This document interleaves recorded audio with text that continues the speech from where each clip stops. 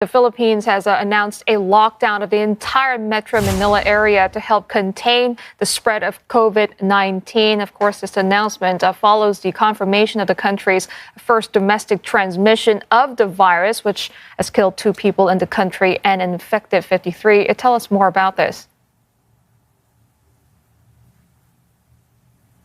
Well, while one may consider that there is a moderate spread of COVID-19 in the Philippines, certainly if you compare it to countries like Italy and South Korea, you also have to look at the Philippines being a lower middle income nation, and therefore the quality of its medical infrastructure is not exactly at par with the developed world. So it's all the more important to kind of slow down the spread of COVID-19, to space out those cases and delay peak transmission so as to avoid overburdening the healthcare system. You also have to look at the possibility of underreporting. In a Senate hearing, the health department said that it has around 2,000 or more testing kits available. Of course, it's in the process of procuring more.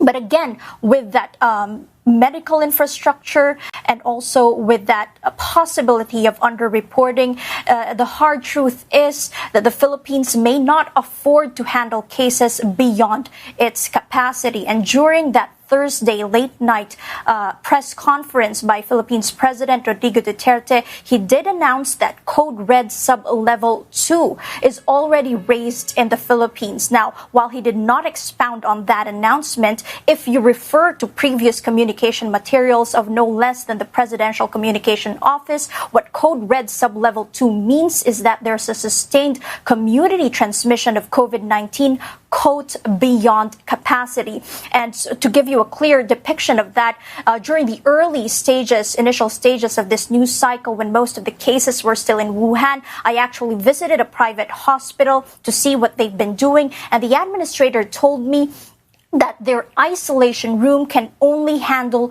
2 patients. That's a room with negative room pressure, meaning there's less likelihood of cross-contamination because the air within that room is unable to escape that area. And that's a Tier 3 hospital in Metro Manila. So you could just imagine the kind of infrastructure available in other hospitals in the regional capital. Now, you also have to look, of course, at the way this will be implemented, because while the community quarantine was announced by President Duterte, the Interior Minister, Mr. Eduardo Año, said in a local radio interview that essentially workers and businessmen who have affairs within the city, within the regional capital, I should say, will still be able to freely enter the area so long as they provide the necessary documents, for example, their company ID,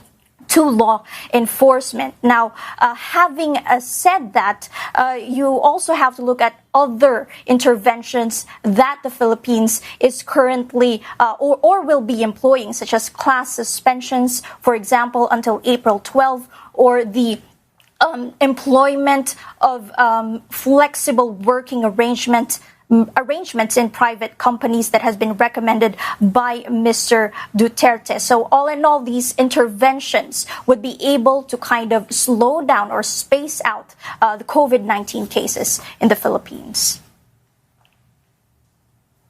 Community quarantine is hereby imposed in the entire of Metro Manila, and in other areas, the LGUs are advised to abide by the following guidelines, imposing localized community quarantine in the respective jurisdiction.